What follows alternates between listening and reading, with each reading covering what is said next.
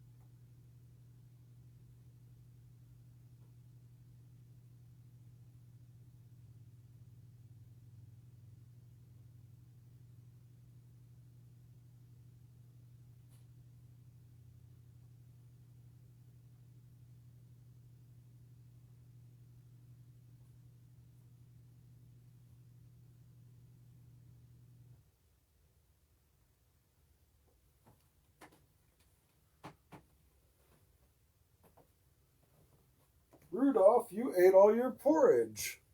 I'm so proud of you.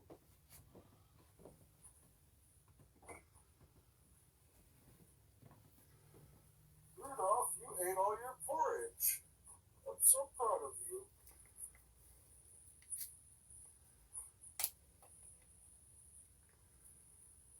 Rudolph, you ate all your porridge. I'm so proud of you. Rudolph, you ate all your porridge. I'm so proud of you.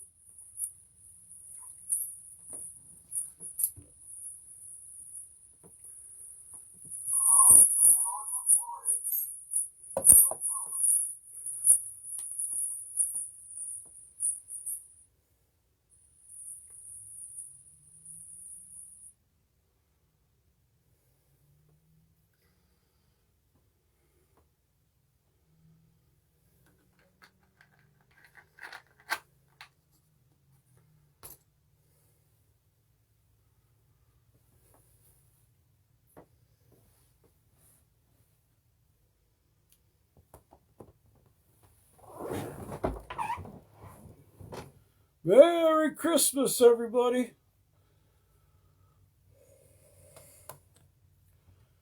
Do you have your hot chocolate ready? I do. Mmm, that is hot. All right. So, how is everybody tonight? Thank you for joining me.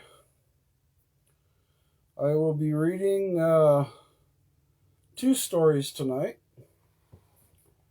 One being Rudolph the Red-Nosed Reindeer, and the second one is Frosty the Snowman. Two very personal favorites of mine. And without further ado, can I get a roll call? Who is in my chat?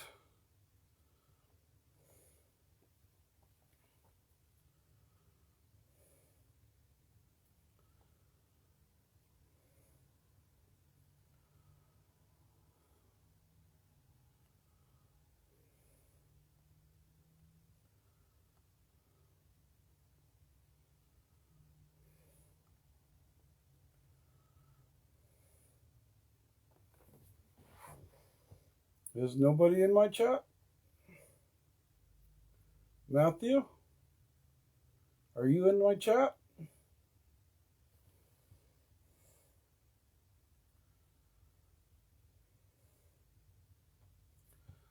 Hi, Matthew. Thank you for joining me again tonight. Tonight I will be reading rather than having a story read. So bear with me. Let me get it pulled up here.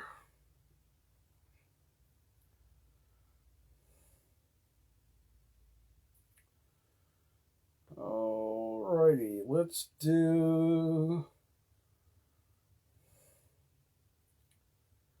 Matthew, would you like to have Rudolph the Red-Nosed Reindeer first or Frosty the Snowman?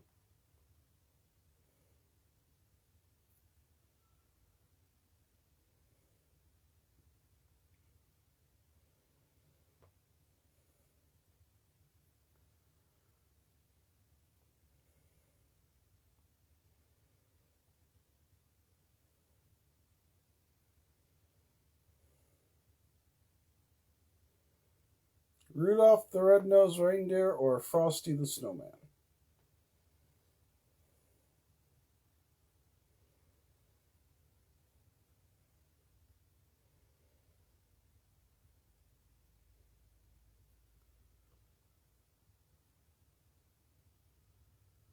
Okie dokie. Frosty the Red-Nosed Reindeer. No, that's not it. All right. Let's see here.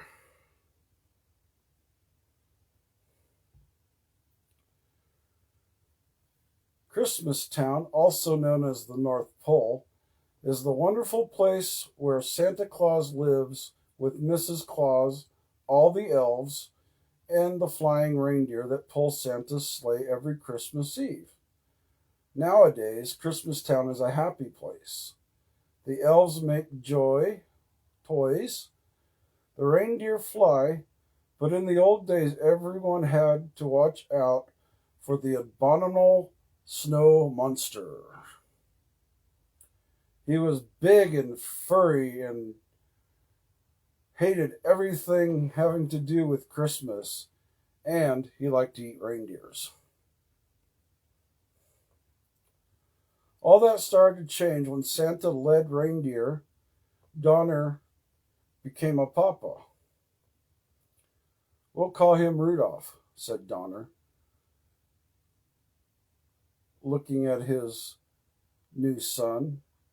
Suddenly, Donner and Mrs. Donner saw a bright light. He's got a shiny red nose, said Donner in surprise. I'd even say it glows. Santa came to see the new arrival, but when he saw Rudolph's nose, let's hope this glowing stops if Rudolph wants to make it on the sleigh team, Santa said. We can't have any shiny noses flying through the sky. So Donner put a little cover over Rudolph's nose. Soon it was time for the new Fonz to go to the reindeer games, where they would be inspected by Santa, who would choose the best reindeer for his team. At first, Rudolph felt shy, but soon he met a doe named Clarice. I think you're cute, she said to Rudolph. The coach arrived to teach the Fonz what they needed to know to be on Santa's team. First, we'll learn to fly, he told them. We have to get up enough speed and jump into the wind. Rudolph was so excited about his new friend that he took off with a great swoosh. He snarled high over the heads of the reindeer and Santa too. But as all the young reindeer continued to play, the cover popped off of Rudolph's nose. It glowed for all to see. At first the other deer were frightened, But soon they began to laugh and call poor Rudolph names. Rudolph the red-nosed reindeer, they jeered. And the coach said, "Go on home. From now on, you can't play in any reindeer games." Only Clarice didn't laugh at Rudolph. Poor Rudolph wandered off alone. Soon he met an elf who was hiding in the woods. "My name is Josh," said the elf. "I want to be a dentist, but right now I'm just an elf who doesn't belong. And I'm a red-nosed reindeer," sighed Rudolph. The pair decided to be friends and to run away together. They hadn't wandered far when they heard the terrible roaring of the abominable snow monster. "It's my nose," said Rudolph. "The monster sees it and is coming after us." Rudolph and Josh were saved by Yukon Cornelius, the greatest prospector in the north. "Jump onto my sled," said Cornelius, "and we'll run like crazy." But no matter how fast they went, the monster stayed close behind. Finally, they were trapped in the water's edge. Cornelius chopped the ice with his axe, and the friends floated safely away. They floated all night and landed on a strange island where they were greeted by a puppet that sprung from a box and the official sentry of the island of misfit toys. Said the puppet, "My name is Charlie, and that's why I'm a misfit toy. No child wants to play with a Charlie in a box."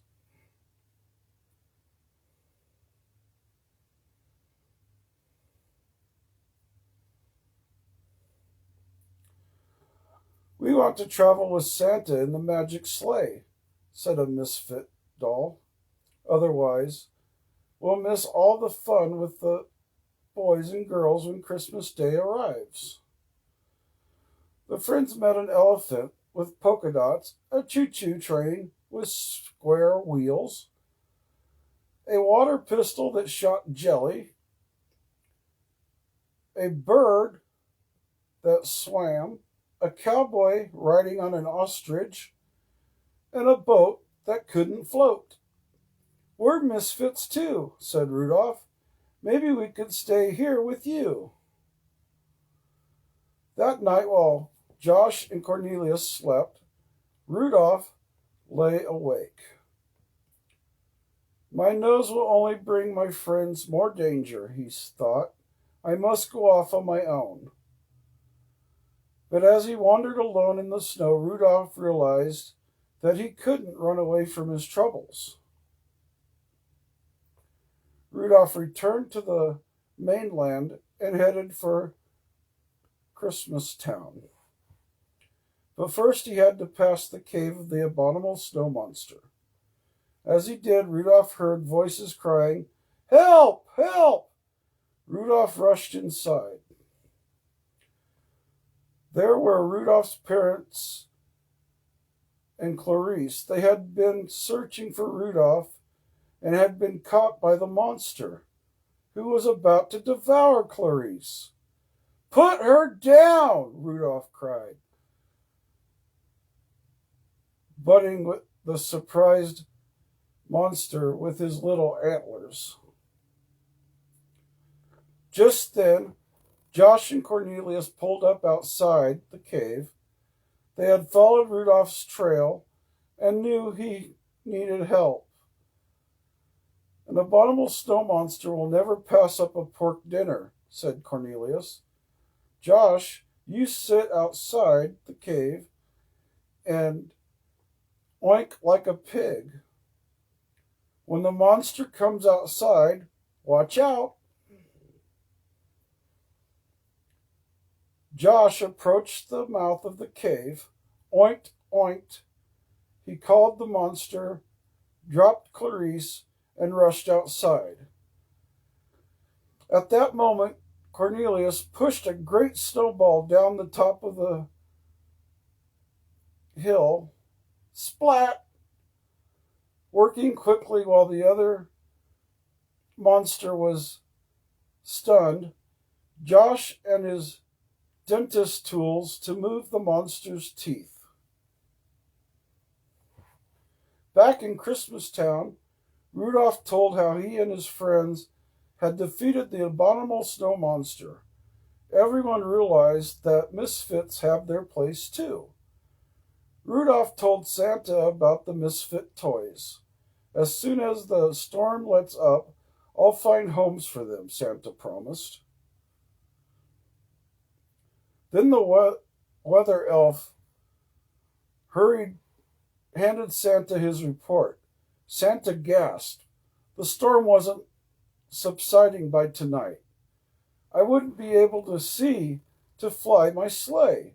Suddenly, a flash of light caught Santa's eye. Rudolph, he said, what a beautiful, wonderful nose. Won't you guide my sleigh tonight? I'd be honored to, said Rudolph, putting his jingle bells on. Okay, Rudolph, said Santa. First step is the island of misfit toys. Up, up, and away! Ho, ho, ho! Merry Christmas! And with Rudolph leading the way, Santa soon found loving homes for all the lonely toys. Rudolph the Red-Nosed Reindeer, everyone sang, you'll go down in history.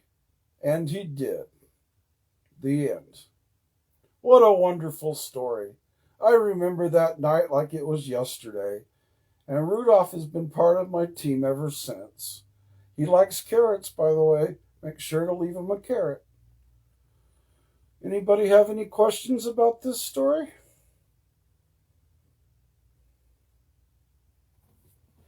Oh, I need some hot chocolate.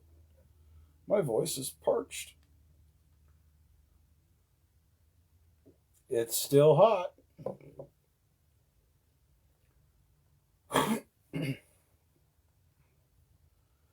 How's everybody doing tonight? Thank you for joining us. I've decided to lighten my load a little bit, and I will only be doing story time 2 days a week. That'll be Fridays and Saturday nights at the same time.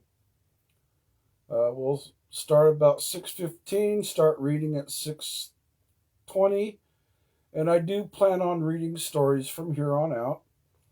There will be no more Christmas music unless we sing it together without background music because Facebook doesn't like that.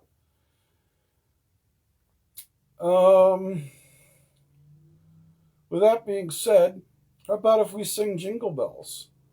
Does everybody know Jingle Bells? Here, I'll start and you can just join. Jingle bells, jingle all the way. Oh, what fun it is to ride in a one-horse open sleigh. Ho, ho, ho! Jingle bells, jingle all the way. Oh, what fun it is to ride in a happy birthday song. Whoa, what happened? That's not the song. All right, let me stick to reading. Because evidently I do that better. So the next story that I have picked out tonight is Frosty the Snowman. Another personal favorite of mine. And I remember that day just like it was yesterday again. So I hope everybody's enjoying themselves. Without further ado, let's get started. The first snow of the year came on the day before Christmas. It was magical. The children at school couldn't wait to go outside to play. But first they had to watch a magician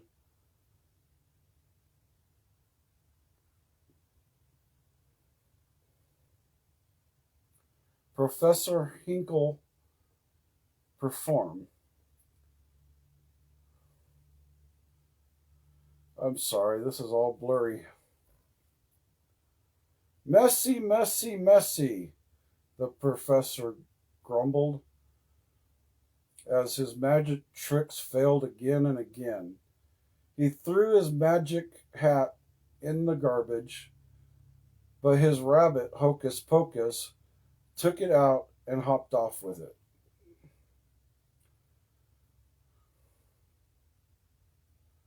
Ring! The bell rang and the school day was over. The children raced outside. A little girl named Karen helped her friends make a snowman. The children gave the snowman a corncob pipe and a button nose and two eyes made out of coal. Now all the snowman needed was a name. How about Frosty? Karen suggested. It was the perfect name. The children laughed and danced and dancing around their new friend, Frosty the Snowman.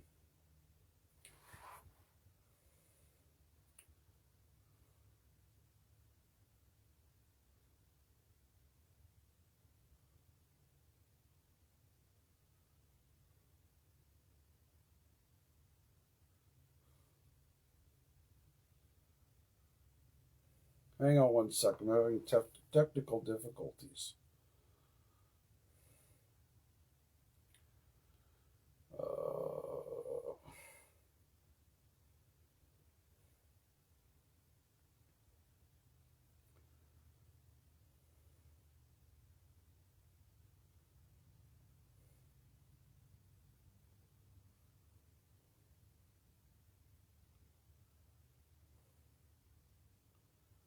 Okay, so I'm missing a page.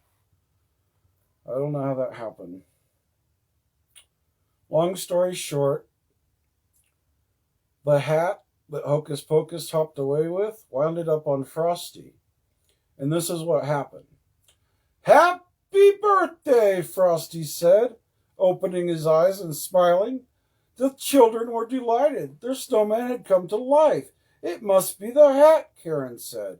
It must be magic. Professor Hinkle was amazed. Now he really wanted his hat back, but it made Frosty come to life, Karen said. As the professor snatched the hat off Frosty's head, he told the children that they were imagining things. Luckily, Hocus Pocus was able to switch the hat with a wreath. The little rabbit quickly hopped to the children. The hat is back, exclaimed Karen. Let's see if Frosty will come to life again. She placed the hat on Frosty's head. Happy birthday, Frosty said again. Soon it got warm outside. Frosty started to melt. Karen knew they had to get Frosty somewhere cold. The children all agreed that Frosty should take the next train to the North Pole.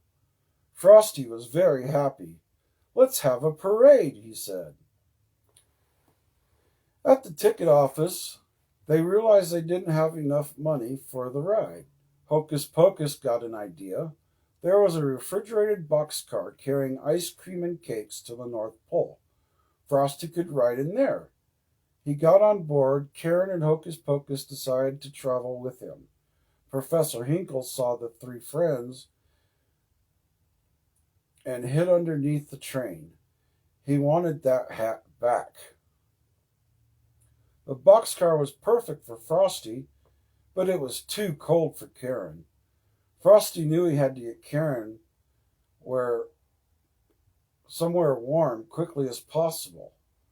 So they got off at the next stop. Professor Hinkle didn't see them leave the train. We've got to get Karen warmed up, or she will freeze, Frosty said to Hocus Pocus.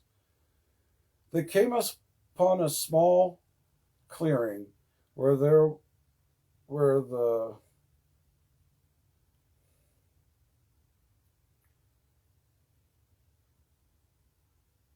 where the animals were getting ready for Santa. Hocus told them about Karen, and the animals made a fire log here. I'm sorry, guys, this is very blurry. Suddenly, Professor Hinkle appeared. "Give me back my hat!" he exclaimed. "Get on my shoulders," Frosty said to Karen. "Frosty, the fastest belly whopper in the world." Karen hopped on, and they quickly slid down the hill past Professor Hinkle. At the bottom of the hill, Frosty took Karen into a greenhouse full of Christmas flowers to keep warm. But the mean professor had other plans. He slammed the door, trapping Frosty and Karen inside. "The minute you're melted, that hat will be mine," Professor Hinkle yelled. At that very moment, Santa was in the woods talking to Hocus Pocus. The little rabbit told Santa that Karen needed to go home. Frosty needed to go to the North Pole. He quickly led Santa down to the greenhouse. But it was too late. When they opened the door, they saw a terrible sight. Karen was crying next to a large puddle. Frosty had melted. "Christmas snow can never disappear completely," Santa told Karen gently. He opened the door, and a gust of magical winter wind blew in and turned the puddle back into Frosty. Professor Hinkle tried to take the magic hat back, but Santa told him that if he did, he would never get any more Christmas presents. Professor Hinkle didn't want that, so he gave Santa the hat. Santa placed the magical hat on Frosty. "Happy birthday," Frosty said once again. Karen was so happy that Frosty was alive. Santa led Frosty and Karen right on his sleigh. He was going to take Karen home. Frosty would go with Santa to the North Pole, where it was always cold. Karen sad to say goodbye to Frosty, but he promised to come back. Every Christmas, Frosty visited the children, and they had a big parade to celebrate. Happy holidays and Merry Christmas! Ho, ho, ho, ho! The end. Those are two of my favorite stories in the whole world. And I hope you guys will join me tomorrow, actually, Saturday night. I will read a couple more stories. And then I'll be back after that on Friday and Saturday, and then Friday and Saturday. Anyways, thank you for joining. You all have a great night. And I will see you for Santa's story time tomorrow night. Good night. God bless. And Merry Christmas. Bye, everybody. Bye, Matthew. Santa loves you.